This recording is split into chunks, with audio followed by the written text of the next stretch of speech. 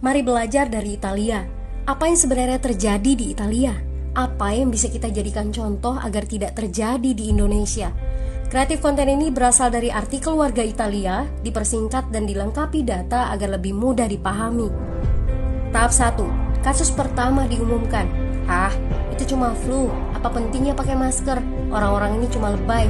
Saya kan sehat, gak bakal ketularan. Gak usah panik lah. Tahap 2. Jumlah positif COVID-19 mulai naik signifikan. Cuma beberapa yang kena. Yang meninggal pun hanya orang-orang tua saja yang memang udah punya penyakit. Hidup seperti biasa aja lah. Pacaran, nongkrong bareng temen, jalan-jalan ke mall. Tetep lanjut. Tahap ketiga. Jumlah kasus meningkat dengan cepat, berlipat ganda dalam 1 hari.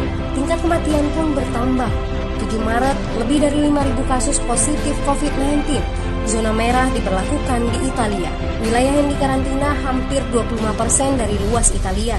Sekolah dan universitas tutup, tapi tempat kerja, bar, dan restoran masih buka.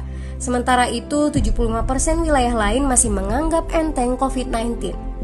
Anjuran mencuci tangan ada di mana-mana, tapi sekadar anjuran dan tak banyak yang melakukan. Tahap 4. Jumlah kasus meningkat pesat. Sekolah dan universitas ditutup selama sebulan. Darurat nasional pun diberlakukan. Rumah sakit menambah kapasitas, seluruh kamar dibersihkan untuk memberi ruang bagi pasien COVID-19. Tapi tak ada cukup dokter dan perawat. Ada terlalu banyak kasus pneumonia, terlalu banyak pasien perlu ICU, tapi ruangannya sudah habis, ventilator habis. Pada titik ini seperti kondisi dalam perang. Dokter harus memilih siapa yang akan diobati berdasarkan peluang bertahan hidup. Itu berarti pasien lanjut usia dan punya penyakit bawaan seperti hipertensi, diabetes, stroke tidak masuk prioritas karena tidak ada lagi ruang. Sistem layanan kesehatan seketika runtuh. Tahap 5. 9 Maret mencapai lebih dari 9.000 kasus. Seluruh kota Italia lockdown. Orang-orang bisa pergi hanya untuk keperluan darurat dan dalam pengawasan ketat.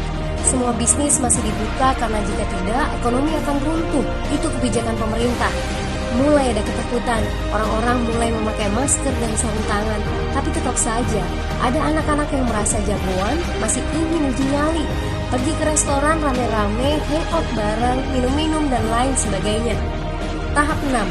2 hari kemudian pemerintah Italia berubah pikiran. Semua bisnis harus tutup.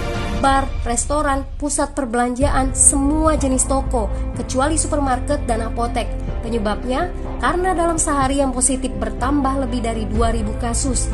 Penduduk yang mau keluar rumah harus mendapat surat izin.